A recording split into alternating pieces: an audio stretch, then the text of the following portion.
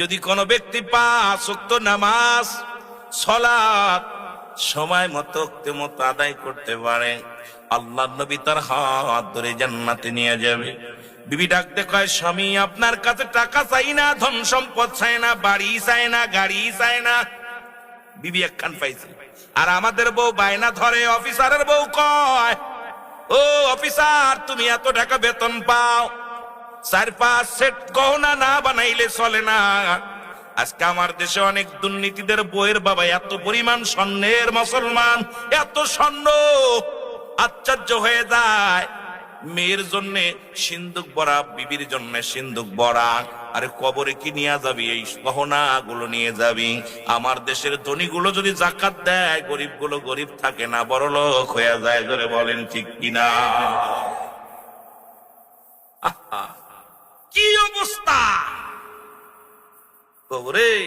এই সব সাপ বিশ্ব হইয়া এমন কামড় দিব, তখন বুঝবি মজাটা। ও যুবক শুই না লাও। বিবি ডাকতে বলে, স্বামী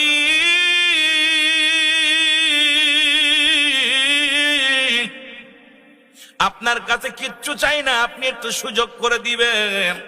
যেহেতু আপনার সংসারে কাজ করতে হয়, আপনার সন্তান আদি আমার লালন পালন করতে হয়, আপনি একটু সুযোগ করে দিবেন, আমিও যেন সময় মতো 5 ওয়াক্ত নামাজ আদায় করতে পারি। আপনি রাসূলুল্লাহর সঙ্গে জান্নাতে যাবেন, আমারও যেন নিয়ে যান গো স্বামী, আমিও আপনার সঙ্গে রাসূলুল্লাহর সঙ্গে জান্নাতে যেতে চাই। জোরে বলেন মারহাবা। মদিনা দেখতে পারলাম না, মদিনা। আরো জোরে বলেন না, মদিনা যাইতে পারলাম না, মদিনা।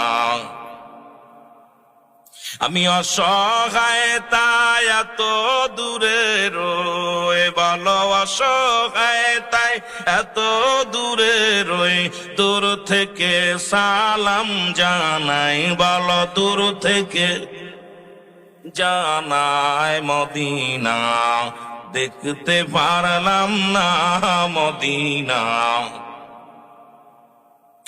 মদিনার উবাল হাওয়া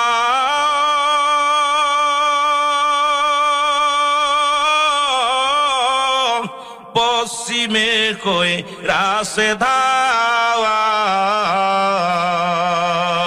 এই বসত সহবতপুরের সালাম খানি, টাঙ্গাইল জিলার সালাম খানি, পৌঁছাই দিও মদিনায়, বলো পৌঁছাই দিও মদিনায়। মদিনায় যাইতে পারলাম না, মদিনা দেখতে পারলাম না, মদিনা যাইতে পারলাম না, মদিনা।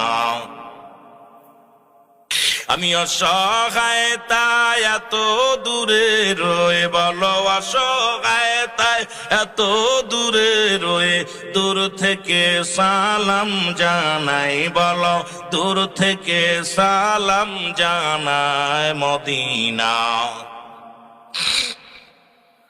মদিনা দেখতে পারলাম না, মদিনা।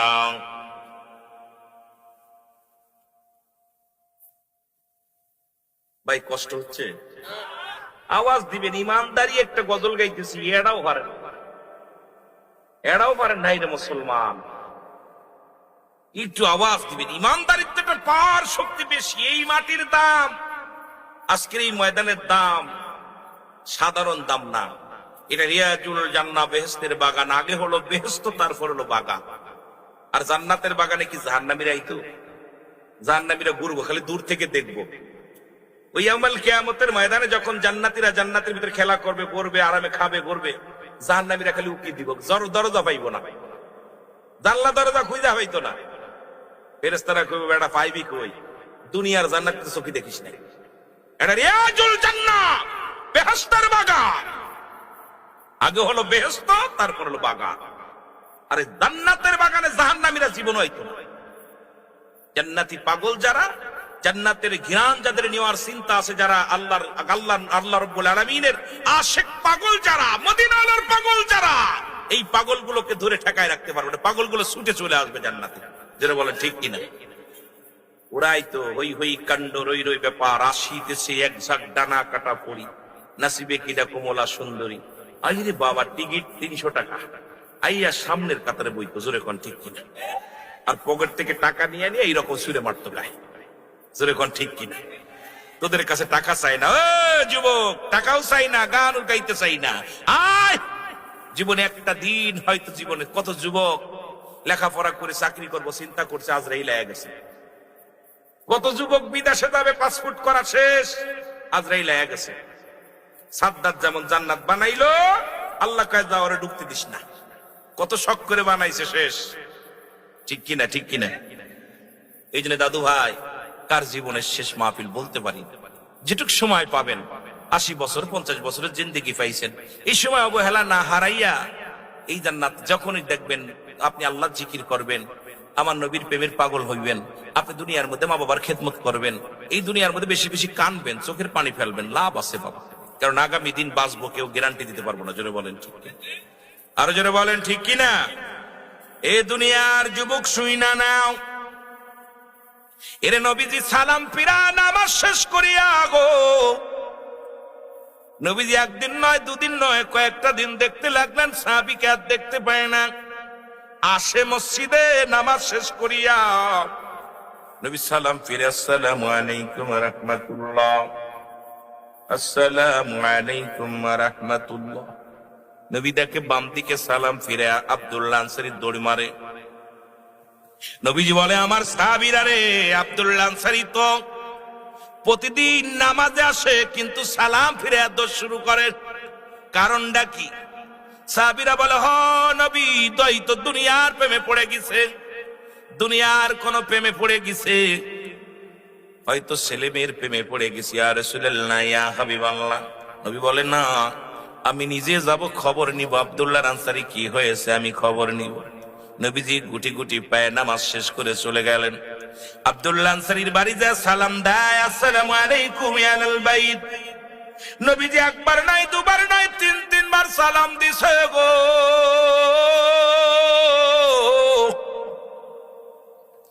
একবারও সালামের জবাব পাই নাই। নবীর সালামের জবাব না পাইয়া নবীজি একটু গুসা হইয়া মনে মনে কষ্ট পায়া ফিরে চলে আসলেন। পিছন থেকে সাহাবী উত্তর দেয়, দৌড়াই আসিয়া রাসূলের পাশে দাঁড়াইয়া, ওয়ালাইকুম আসসালাম ইয়া রাসূলুল্লাহ, ওয়ালাইকুম আসসালাম ইয়া হাবিবাল্লাহ, ওয়ালাইকুম আসসালাম ইয়া রাহমাতাল লিল আলামিন। জোরে জোরে চিল্লায় বলেন মারহাবা। আল্লাহ নবী বলে, সাহাবীরে, আমি 3 বার তোমার সালাম দিয়েছিলাম, তুমি 3 বারই উত্তর দিছো, তার মানে আর বুঝতে বাকি নাই। তুমি ঘরের ভিতরে ছিলে, কিন্তু আমার সালামের জবাব দাও নাই। সাহাবী বলে, ইয়া রাসূলুল্লাহ, ইয়া হাবিবাল্লাহ, কেন সালামের জবাব দিই নাই, এটার উত্তর আমি দিতে পারবো না। যদি দয়া করে আপনি আমার ঘরের মধ্যে ফিরে যেতেন নবী গো, আমি কেন সালামের জবাব দিই না এটা আমি বলতে পারবো। নবী কয়, চলো। আরে নবীর আদর্শ, বলে চলো। রহমতের নবী চলে গেলেন। মুসলমান শুনে নাও, এবার আব্দুল্লাহ আনসারী যাইয়া যখন দরজা খুলে দিছে, দরজা খোলা পর নবীজি দেখতে পারলেন ঘরের ভিতরে বড় একটা গর্ত খোঁড়া।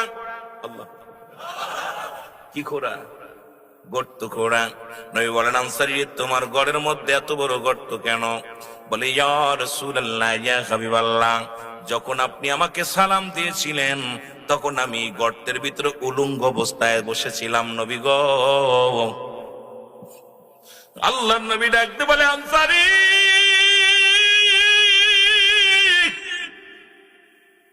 তুমি কি শোনাও গো?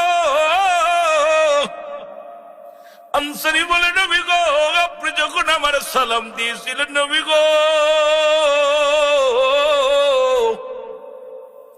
আমি আনসারী তখন উলঙ্গ অবস্থায় গর্তের মধ্যে বসেছিলাম।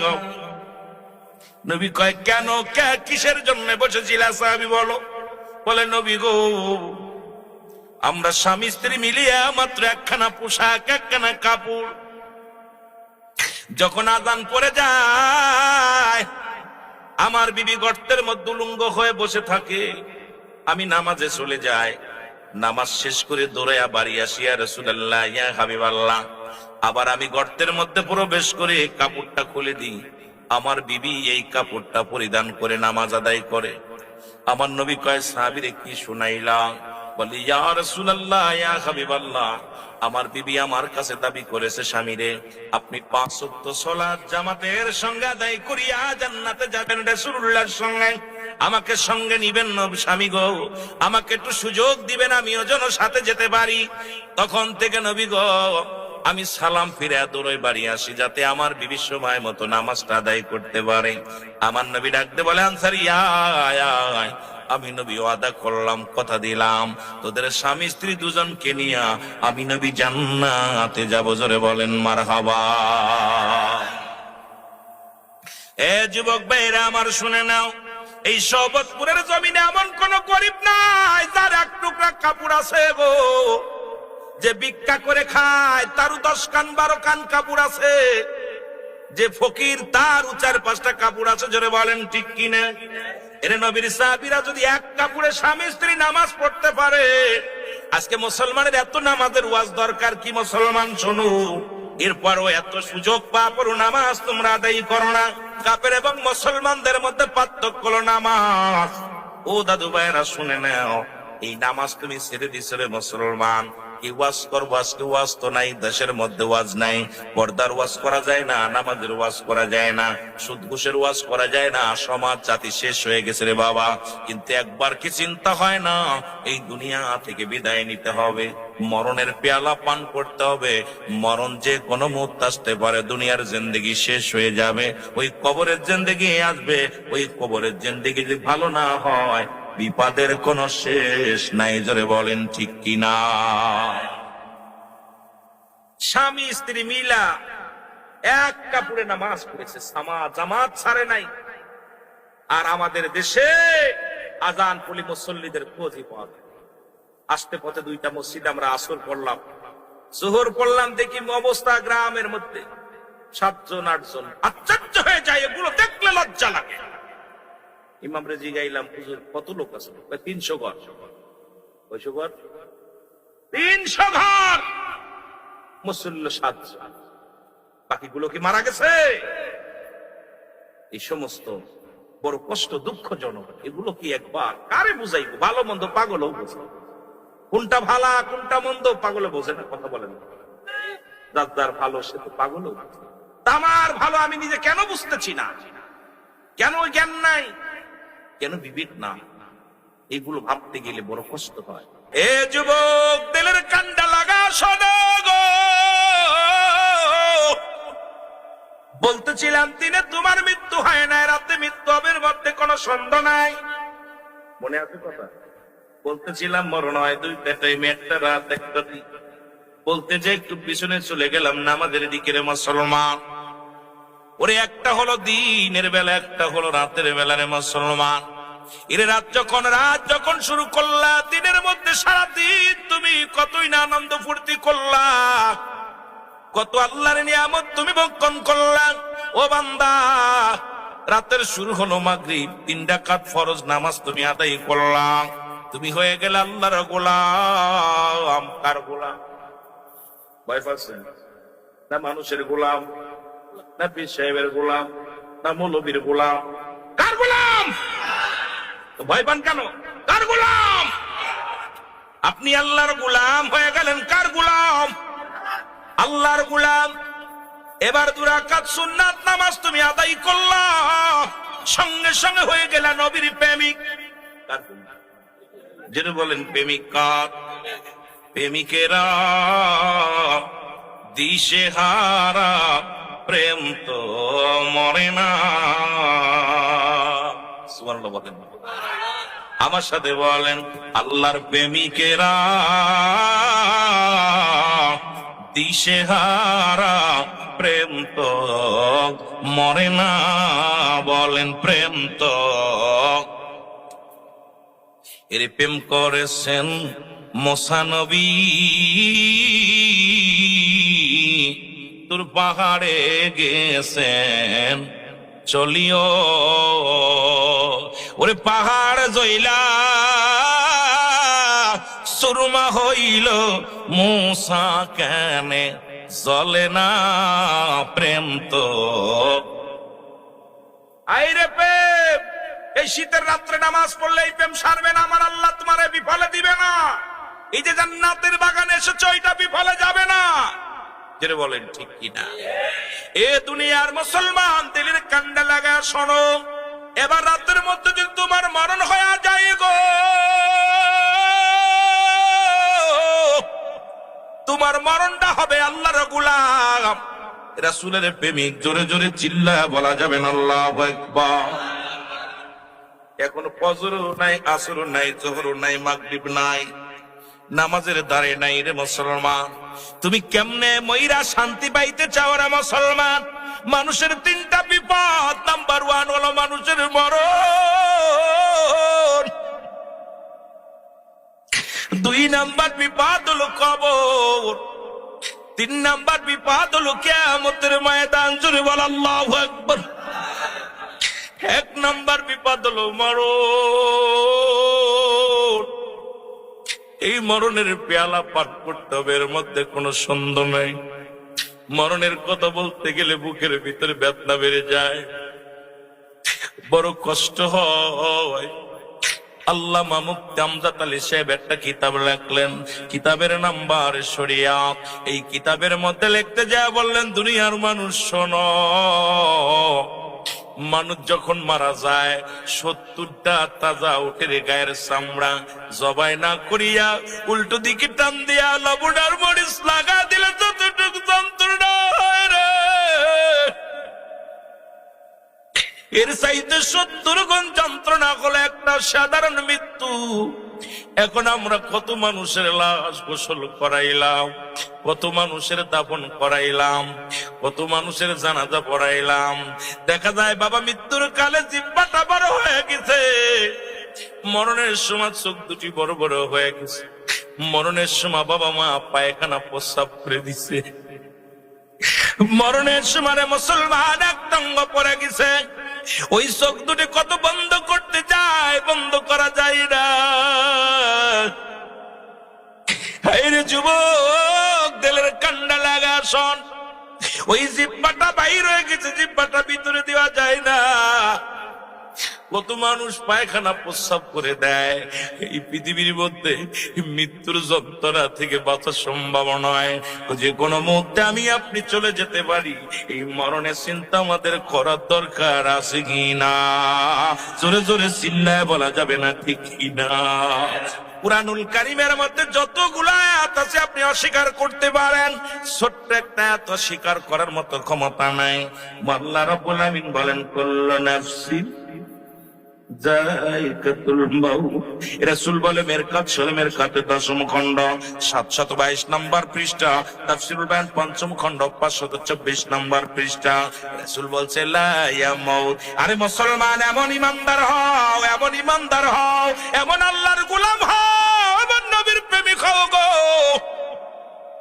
যে দেহটা আল্লাহর জন্য করো, যে দেহটা তুমি কবরের জন্য প্রস্তুতি করছো, যে দেহটা তুমি মুসলমান জান্নাতের আশায় করেছো, এমন একটা দেহ যদি হয়, রাসূল বলে নাই কখন শব্দের অর্থ হয় লাইয়া মউত, তাদের মৃত্যু নাই। মুসলমান শুনে নাও, আদা সাবধান, ইন্না নিচালা ইন্নাউল্লাহি, আল্লাহর তরফ থেকে যারা আল্লাহর মাহবুব বান্দা হয়, আল্লাহর প্রিয় বান্দা যারা হয়ে যায়, আল্লাহর প্রিয় কনিষ্ঠ বান্দা যারা হয়ে যায়, রাসূল কয় লাইয়া মউত, তাদের মৃত্যু নাই। ও যুবক, দিলের কান্ডা লাগা শুই না লও, আজকে তুমি ফজরের নামাজ এত কষ্ট করে জাগিয়া জাগিয়া তুমি আদায় করলা, আল্লাহর জিকির করলা, হালাল খাইলা, দুনিয়ার জিন্দেগি তুমি কষ্ট করে কাটাইলা, দুনিয়ার আর লোভ লালসার মধ্যে নাই, দুনিয়ার কোন প্রেমের মধ্যে নাই, আল্লাহর প্রেম দরিয়ার মধ্যে ডুব দিয়ে ইবাদত বন্দেগি করলা।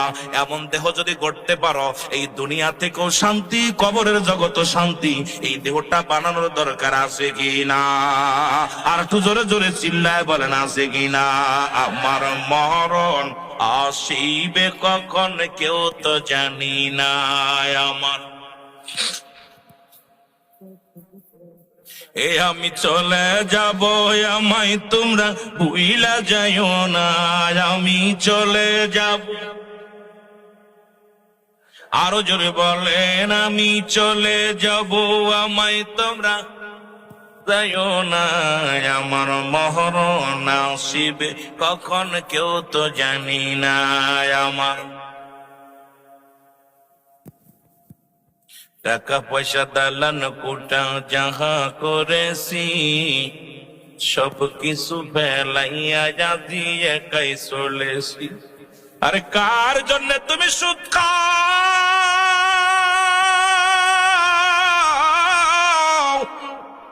কার জন্য তুমি ওজনে ফাঁকি দাও, কার জন্য তুমি মুসলমান ঘুষ খাও, কার জন্য পরে সম্পদ লুইটা লও, কার জন্য মানুষের কষ্ট দাও।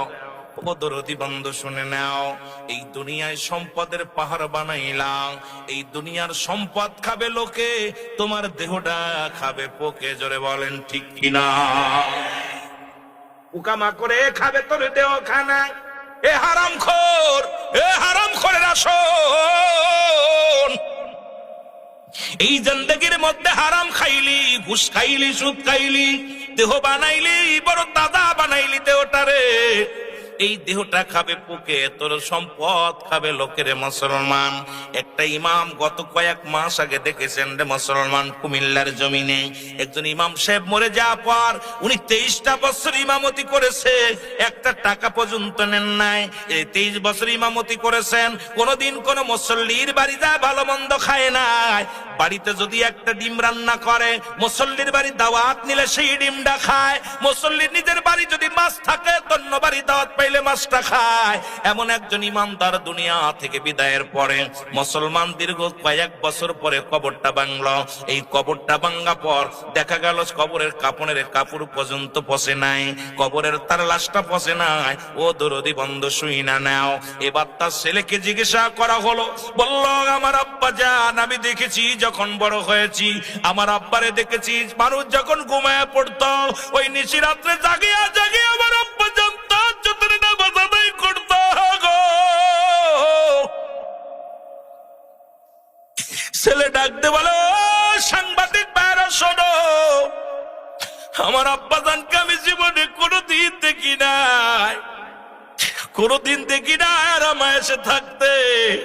আমার আব্বা জান রাত যখন গভীরে যেত, ওই নামাজ কোরআন শরীফ নিয়ে বসতো, কোরআন তেলাওয়াত করতো, আমরা ঘুমায় যেতাম, আর আমরা নামাজ না পড়লে আমাদের পাতে বাদ দিত না। উনি বললেন, একদিনের ঘটনা, আমি কলেজ থেকে বাড়ি আসছি, জোহরের সময় আমার আম্মা জানের কাছে খাবার চাইলাম, আমার খাবারটা নিয়ে কেবল বসেছি, আব্বা আসলে আসা পরে বলছে, ও কখন আসছে? কয় কেবল নামাজ পড়ছেনি। কয় না। আমার সামনে থেকে বাচ্চা টান দে নিয়ে কয়, বাবা যদি তাড়াতাড়ি এখন তো বাচ্চা নিয়ে বসেছ, নিতে পারলাম না, তবে শুনে রাখো, তুমি নামাজ এই খাবার শেষ করে যদি নামাজটা না দায়ী করো, আমি আজকে রাত্রে তোমার খানা বন্ধ, কথা দিয়ে গেলাম, তোমার আম্মা যদি খাবার দেয় তাহলে আমি বাড়ি ছেড়ে চলে যাব, থাকবো না রে মুসলমান। এই ছেলে ডাকতে বলে, শোনো শোনো, আরে আমার আব্বা জান রাত জেগে চাই নামাজের মধ্যে বয়ে কামতো, আমার আব্বা জান তাহাজ্জুদের নামাজ আদায় করতো। দুনিয়ার মধ্যে এমন একজন বাবার সন্তান হয়ে আমি গর্বিত। আজকে আমার সন্তানেরা বাবারা আমল করি না, এমন দেহটা বানাইলাম। এই দেহ কিন্তু কবরের মধ্যে পোকামা করে খাবে, যাতে আপনার দেহ মাটিতে টাচ না করে, পোকামা করে না খায়, এমন বডিটা বানানোর দরকার আছে কি না? আর জোরে জোরে চিল্লায় বলেন, আছে কি না? এই পৃথিবী চিরদিনই থাকার জায়গা নয়, অন্ধকার কবর যে তোমার আসল ঠিকানা রে মানুষ, অন্ধকার কবর যে তোমার আসল ঠিকানা। এই আমি চলে যাব, আমায় তোমরা ভুইলা যাইও না, আমি চলে যাব না, আমার মরণ আসিবে কখন কেউ তো জানি না, আমার মরণ আসিবে কখন। টাকা পয়সা দালান কোটা যাহা করেছি, সব কিছু ফেলাইয়া আজি একাই চলেছি রে আমি, সব কিছু ফেলাইয়া আজি একাই চলেছি। আমি যাবার বেলায় ভেবে দেখি আমার কেহ নাই, আমি যাবার বেলায় ভেবে দেখি নাই আমার মহর। কুল্লু মান আলাইহা ফান। এই মোল্লা, ওই মুন্সি আইনাতা, আল্লাহ ডাক দে বলে বান্দা শুইনা লও গো,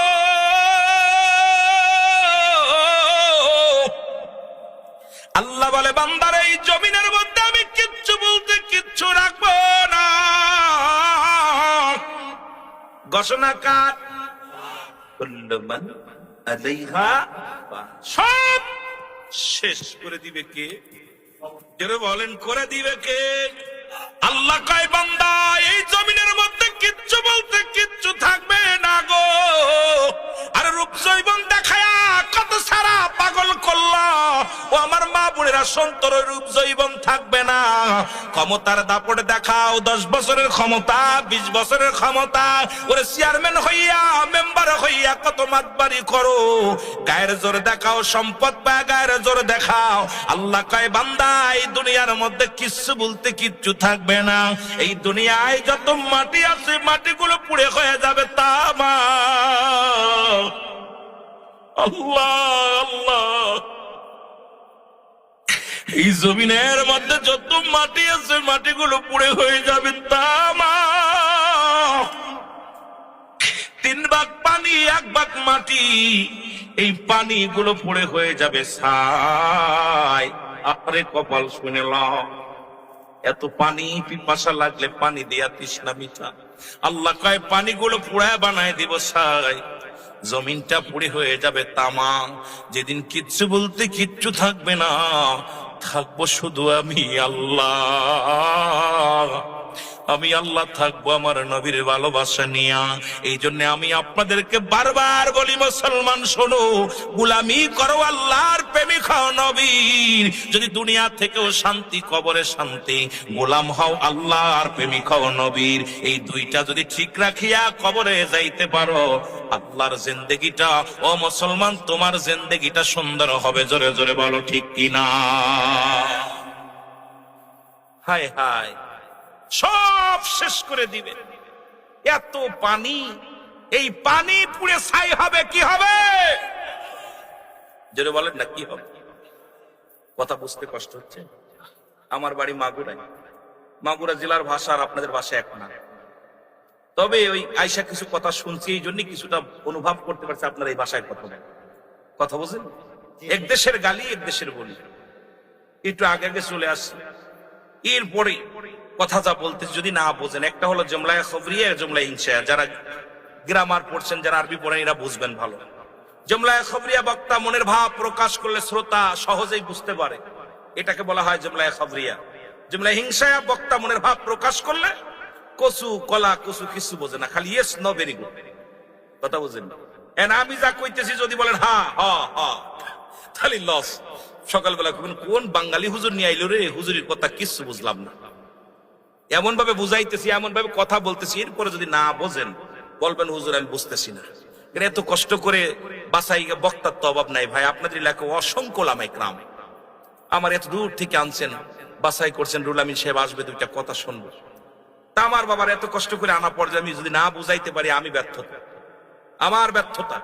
3 শ্রেণী আলেম এমনি জাহান্নামে যাবে, তার মধ্যে 1 শ্রেণী আলেম আমি অবস্থা দেখতেছি, আলেম হয়ে বিপদে আছে। দেখলাম 3 শ্রেণী আলেম জাহান্নামে যাবে, তারা জান্নাতের ঘিরান পাবেন। নাম্বার 1, যারা ইলম অর্জন করেছে মানুষকে ঘায়েল করার জন্য, ইলম অর্জন করেছে অন্যকে পরাজয় করার জন্য, অহংকারী ইলম। কথা বুঝেননি? ইলম অর্জন করেছে যে আমার সামনে কোন বক্তা কথা বললেই ধরবো, আমি পণ্ডিত আর সব গরু। কথা বুঝেননি? এখন বাংলাদেশে 90% বক্তাগুলোর মধ্যে এই অহংকারটা এসে গেছে, কে কারে ধরবে কে কারে মারবে, এই অবস্থা। এগুলো কষ্ট হয়, আমার খুব কষ্ট হয়। এই জন্য এমন একটা জামানায় বক্তা হয়েছি, কে আমার ভালোবাসলো কে ভালোবাসলো না আমার কিচ্ছু যায় আসে না। হেদায়েতের মালিক আল্লাহ, খাবার আমার রিজিকের মালিক আল্লাহ, যেখানে লেখার আছে সেখানেই যাবো। জোরে বলেন ঠিক কিনা? 1 শ্রেণী আলেম তারা হলো বায়াসে জিতার জন্য, তর্ক বায়াসে জিতার জন্য এলেম অর্জন করছে। 2 নাম্বার আলেম দুনিয়া হাসিলের জন্য এলেম অর্জন করছে, দুনিয়া হাসিল। এখন অধিকাংশ আলেম দুনিয়া হাসিলের জন্য। আমরা উলামা ইকরাম, হয়তো অনেক আলেম আমার পরে অসন্তুষ্ট হতে পারে, উলামা নিয়ে কথা বলেন। হ্যাঁ, তোমরা আলেমের চরিত্র, তোমাদের আলেমের বৈশিষ্ট্য এমন ভাবে করো, সাহাবীদের আদর্শ ধরো, রাসূলের আদর্শ ধরো, কিন্তু আমাদের ভিতরে এই অহংকারিতা অহমিকা দেখিয়া অন্য মানুষগুলো নষ্ট হয়ে যাচ্ছে। জোরে বলেন ঠিক কিনা? আর এক জাতি আলেম যারা দুনিয়ার মধ্যে যশ খ্যাতি নাম অর্জন করার জন্য, আরে রুহুল আমিন বড় বক্তা, এর মতো বক্তার নাই। আপনাদের ইমাম সাহেব হুজুর, আমাদের জুয়েল বিরাকেরা আজকের মাহফিলের পরিচালক জনাব হযরত মাওলানা রাশেদুল ইসলাম সাহেব, ওর মতো মৌলবী আর এই এলাকার মধ্যে কেউ নাই। ও ভাববে এই যে 3টা শ্রেণী আলেম আল্লাহর আদালতে জবাব দিতে পারবেন। আমাদের দেশে দেখতেছি 3 শ্রেণী এলেম, আর এলেম অর্জন করব আল্লাহকে সন্তুষ্ট করার জন্য। এই দুনিয়া থেকে সেই এলেম অর্জন করে যে এলেম এখন এলেম উঠায় নিয়ে গেছে। কারণ এই এলেম আজকে আমাদের দেশে এত ওয়াজ নসিহত হয়। আগে মানুষ মিথ্যা বলতো না পাপের ভয়ে, আর এখন মানুষ সত্য বলে না বিপদের ভয়ে। জোরে বলেন ঠিক কিনা? আগের মানুষ মিথ্যা বলতেন এই মুরব্বীগুলো পাপ হবে, আর এখন ভয় পায় বিপদ হবে। কথা বলেন নাকি? কষ্ট হয়। পরিবর্তন। মসজিদ ছিল কাঁচা, মানুষের ইমান ছিল পাকা। এখন মসজিদ হয়েছে চাকচিক্কা, মানুষের ইমান একেবারে ফাঁকা। মুসল্লি বাড়ছে, ইমাম বাড়ছে, এত বক্তা বাড়ছে, প্রতি বাড়ি বাড়ি আলেম বাড়ছে, ইমানের পরিবর্তন হয় নাই। জোরে বলেন ঠিক কিনা? সুদ ঘুষ বেড়েই চলছে, আরাম কাজ, জিনা, ব্যভিচার এই বেড়েই চলছে। আর এইগুলোর দিকে মানুষ ঝুঁকে পড়ছে বেশি, আপনার দিকে নাই। মানুষ, আপনি সত্য কথা বলবেন ভালো লাগবে না, ওই নষ্ট মানুষদের দিকে, মদখোর, নিশাখোর, বদখোর, এদের দিকে মানুষ ঝুঁকে পড়ছে। এলো পৃথিবী থেকে একটা গজব, এর পৃথিবীর মধ্যে গজব। আর আমার নবীজি বলতেছেন, আমার একটা কথা মনে পড়ে গেল। রাহমাতাল লিল আলামিন বসে আছেন, এক সাহাবী দৌড়ে আসছে, বলে ইয়া রাসূলুল্লাহ, ইয়া হাবিবাল্লাহ, বড় আশ্চর্যজনক একটা জিনিস দেখলাম। নবীজি বললেন, কি দেখলেন? বলে, দেখলাম আমি একটা পাখির গায়ে লেখা আছে লা ইলাহা ইল্লাল্লাহু মুহাম্মাদুর রাসূলুল্লাহ সাল্লাল্লাহু। কথা বলেন না কেন? সাল্লাল্লাহু। নবীজি কথা বলেন না, নীরব থাকেন। সাহাবী বলেন, ইয়া রাসূলুল্লাহ, ইয়া রাসূলুল্লাহ, ইয়া রাসূলুল্লাহ। নবীজি বলেন, বাকি অংশ বলো। 3বার যখন বলছেন, নবী বলছে, বাকি অংশ বলো। নবীজি বলতেছেন, বাকিটা বলো। ইয়া রাসূলুল্লাহ, দেখলাম ওই পাখিটা ময়লা ঠুকায় খাচ্ছে। কি ঠুকায় খাচ্ছে? আমার নবীজি বলেন, এমন একটা জামান আসবে, উপরে লিবাসের মধ্যে ইসলাম থাকবে, ভিতরে ইসলাম থাকবে না। তাদের উপরের চেহারা সুরত, দাড়ি, টুপি, জুব্বা, পাগড়ি এরা পরিধান করবে, আর তাদের ভিতরে ময়লা আবর্জনায় ভরপুর থাকবে। আজকে তাকায় দেখতেছি একই অবস্থা। আজকে দেখা যায়, আপনার বড় কষ্ট লাগে যে এদের প্রতি হক কথা নাই, বাতিলদের সঙ্গে হাত মিলাইয়া তারা এমনও কিছু কাজ করতেছে, এমনও কিছু ষড়যন্ত্র করতেছে, যা দ্বারা ইসলামের কলঙ্ক হচ্ছে, যা দ্বারা কোরআনের অবমাননা হচ্ছে, যা দ্বারা হাদিসের অবমাননা হচ্ছে। এটা কোনো মুসলমান মেনে নিতে পারি না। জোরে বলেন ঠিক কিনা? আরো জোরে বলেন ঠিক কিনা? এরা পক্ষ নিতেছে তাদের ওই সমস্ত মোরদাস মুনাফিকদের। আজকে বাংলাদেশের অবস্থা ভালো না, আমি আগেই বলেছি দেশের অবস্থা ভালো না। তবে এর জন্য দায়ী আমরা না, আমাদের কপাল মন্দ, কপাল মন্দ। আজকে হক দিকে আমরা নাই, বাতিলের দিকে ঝুঁকে গেছি মানুষ। বাতিলের দিকে যেমন যেখানে লাইট থাকে ওখানে পোকামাকড় ঝুঁকে পড়ে, আজকে ময়লার দিকে এরকম ঝুঁকে পড়েছি আমরা সব। ওগুলো লাইট হয়েছে, আলো হয়েছে, আর ওই আলোর দিকে মানুষগুলো পোকের মতো, ওই পোকামাকড়ের মতো ঝুঁকে পড়ছে। কিন্তু অন্ধকারের মধ্যে ওই আলোর দিকে যাইতেছি, সত্যের আলোর দিকে যাইতেছি না। সিরাতাল মুস্তাকিম, সরল সঠিক খুঁজে পাচ্ছি না। জোরে বলেন ঠিক কিনা? আরো জোরে বলেন ঠিক কিনা? এজন্য আমার আল্লাহ বলেন, হাবিব অমিনান নাস, মানুষের মধ্যে মায়াকুলু, তারা বলবে আমান্না, তারা ঈমান আনছে বিল্লাহি, আল্লাহর প্রতি, ওয়া বিল ইয়াউমিল আখির, আখিরাতের প্রতি বিশ্বাস স্থাপন করছে। মা কুম বিমুমিনিন। আল্লাহ বলে, হাবিব রে, নাস শব্দের অর্থ মানুষ। ওই মানুষের মধ্যে ধোঁকাবাজ, বেঈমান, মুনাফিক গুলো আছে। আমার নবী বলতেছে, আল্লাহ ডাক, হাবিব ওই মানুষের মধ্যে আছে বেঈমান গুলো, মুনাফিক গুলো। এই মানুষগুলোর মধ্যে। এই জন্য রাসূলের জামানাও ছিল, এখনো আছে। ইসলামটাকে, আমার কথা কে কোন দলের মানুষ জানি না, আমার আল্লাহ এক, রাসূল এক, এই দুইটা এক ঠিক রাখিয়া ইমান, আকীদা, ইসলাম, ইমান, ইহসান, কালেমা, নামাজ, রোজা, হজ, যাকাত, এটার পর গুরুত্ব দিয়া যদি আমরা জীবন গড়তে পারি, আমাদের সামনে এমন কোন বাতিল নাই, মাথা উঁচু করে দাঁড়াইবে এমন কোন শক্তি কারু দেয়া হয় নাই। জোরে বলেন ঠিক কিনা? মুসলমান তো বীরের জাতি, কিন্তু আমাদের ইমান হারিয়ে ফেলেছি। কেউ গরু খা মুসলমান, কেউ কালেমা পড়া মুসলমান। পরিপূর্ণ ইমানদারদের পা বড় দুরস্কার। জোরে বলেন ঠিক কিনা? আরো জোরে বলেন ঠিক কিনা? এ দুনিয়ার মুসলমান,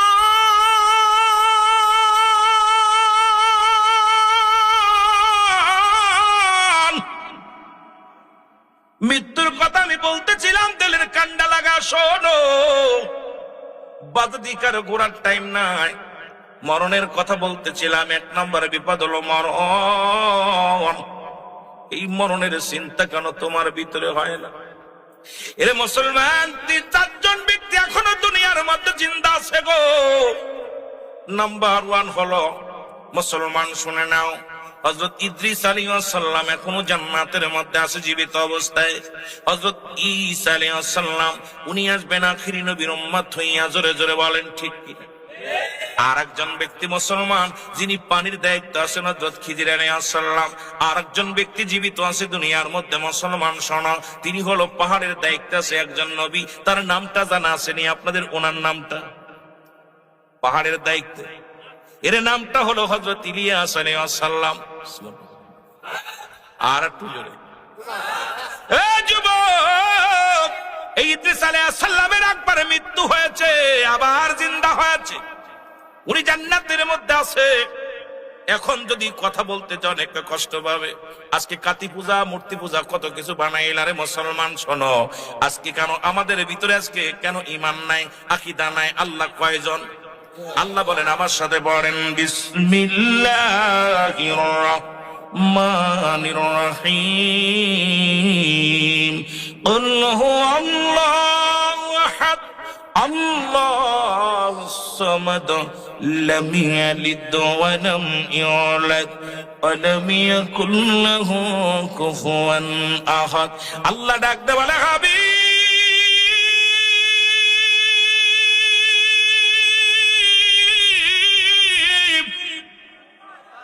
আপনি বলে দেন আমি আল্লাহ এক। আমি আল্লাহ কয়জন? জোরে জোরে চিল্লা বলেন, কয়জন? আল্লাহ কয়, হাবিব জানাইয়া দেন আমি আল্লাহ এক। কাউকে জন্ম দিই নাই, কারো থেকে জন্ম নিই নাই। আল্লাহর কোন ছেলে নাই, আল্লাহর কোন মেয়ে নাই, পরিবেশ পরিজন নাই। ও মুসলমান, শুই না নাও, এই পৃথিবীর মধ্যে কাউরে জন্ম দেন নাই, কারো থেকে জন্ম নেন নাই। এই পৃথিবীর মধ্যে তার সমকক্ষ কেউ নাই। ও মুসলমান, সারা পৃথিবী তার তার মুখাফেক্কিরে মুসলমান। পৃথিবীর মুখাফেক্কি আমার মাওলানা, আমার আল্লাহ। পৃথিবীর কারোর মুখাফেক্কি নয়, সবাই তারই মুখাফেক্কি। জোরে জোরে চিল্লায় বলেন ঠিক কিনা? এরে আল্লাহ রাব্বুল আলামিন একজন। যারা চন্ড পূজা করে, যারা প্রতিমা পূজা করে গো, যারা মন্দিরে যায় সিজদা দেয়, যারা মাজার পূজারি, যারা কবর পূজারি, দুনিয়ার মধ্যে শুই না নাও, এই দুনিয়ার মধ্যে যারা মানুষ পূজারি, অসংখ্য মুনাফিক আছে। আল্লাহ রাব্বুল আলামিনকে বাদ দিয়া এই জমিনের মধ্যে সিজদার জায়গা বানায় নিছে। জোরে বলেন ঠিক কিনা? কষ্ট হয়? সিজদা দিব কারে? রব্বে করিম। কারে? এর মানুষের পায়ে সিজদায় লুটে পড়ে আছে। কথা কইতে নির্বাণ, লুটে পড়ে আছে। ধোঁকাবাজ। চন্ড পূজা, মন্দির পূজা, কত কবর পূজা। হিন্দুরা কয়টা পূজা করে? ওরা হিন্দুরা তো করে কয়টা পূজা? মুসলমানের পূজার কোন শেষ নাই। এরে ইমানদার, ইমানদার শুই না লাও, কেমন ইমান আনছো দুনিয়ার মধ্যে, কেমন ইমান আনছো রে মুসলমান। এই যে কথা আমি বলতেছিলাম, হযরত ইদ্রিস আলাইহিস সালাম, ওনাকে রাজানটার হুটা বাইর হয়ে গেল রে মুসলমান। অনেক বিস্তারিত বলতে গেলে সময় লাগবে, আমি এত দূর যাব না। এরে ইদ্রিস আলাইহিস সালামকে আমার আল্লাহ ডাকতে বলে, বন্ধু,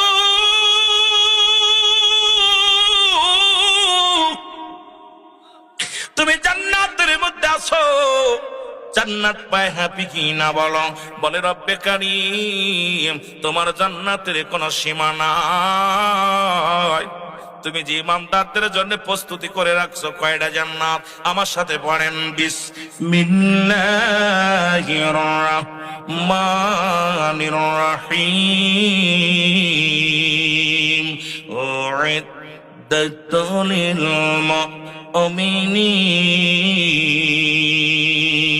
আল্লাহ ডাক দেখায় ইমানদার মুমিনদের জন্য আমি আল্লাহ প্রস্তুতি করে রাখছি 8টা জান্নাত গো। ইমানদার মুমিনের জন্য, মুত্তাকিনদের জন্য, আল্লাহ ওয়ালাদের জন্য আমার আল্লাহ প্রস্তুতি করে রাখছে 8টা জান্নাত। কিডা কিডা যাবেন একটু হাত দুখাই না তুলে দেখান, জোরে জোরে চিল্লায়া বলা যাবেন আল্লাহু আকবার। মারহাবা। সবাই ভালোটা যায়। এবার খারাপ মানুষের লগে কিতা কইতে শুনেন, আল্লাহ কয় বিসমিল্লাহির রাহমানির রাহিম। উইদ্দাত লিল কাফিরিন। আল্লাহ কয় কাফের বেঈমান মুনাফিকদের জন্য আমি আল্লাহ প্রস্তুতি করে রাখছি 7টা জাহান্নাম। কিডা কিডা যাবেন একটু হাত দুখানে তুলে দেখা। বাংলাদেশে এই পদ্ম মাছি মার্কা মৌলবীর অভাব, এখন খালি গুয়ে মাছি।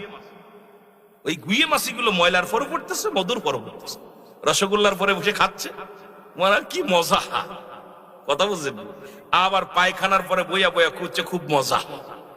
ওরা গান বাজনাও যায়, সিনেমায় যায়, গান বাজনায় যায়, পতিতালায় যায়, আবার ইসলামী মাহফিলের সামনে বহে। কথা বলেন ঠিক কিনা? এ মুসলমান তো গুয়ে মাছি হলে চলবে না, গুয়ে মাছি হলে চলবে? গুয়ে মাছি যারা আল্লাহ কমিনান নাস, মানুষের মধ্যে কোনো তারা বলবে আমার না তার ঈমান আনছে বিল্লাহি, আল্লাহর প্রতি, আখিরাতের প্রতি বিশ্বাস স্থাপন করছে। আল্লাহ ডাক দেখায় হাবিবরে একদল মুনাফিক আছে, শুনে নাও। ওই মানুষের মধ্যে আপনার কাছে যাবে, তারা ইমানদার বলে দাবি করবে, মুমিন বলে দাবি করবে, তারা মুমিন নয়, মুত্তাকিন নয়। আহা, এত কষ্ট। মুসলিম জাতি হবে পদ্মমাছি। এরা যেখানে রাসূলের প্রেম আছে, যেখানে আল্লাহর ভালোবাসা, আল্লাহর গোলামি আছে, সেখানে যাবে। এরা বাজে দিক কেন যাবে? আমাদের তো গুয়ে মাছি বানায়। কিন্তু আমার বাংলাদেশে সব বড় কষ্ট হয়, এই কথাগুলো বলতে গেলে অনেক আলেমের গায়ে পড়ে যায়। আলেমরা আবার পরে সকালবেলা ফোন দিয়ে কয়, রুহুল আমিন সাহেব ওয়াজ ভালোই লাগলো, কিন্তু এইভাবে কোল্ঠার সাথে কথা বলা ঠিক হয়নি। কথা বুঝেন?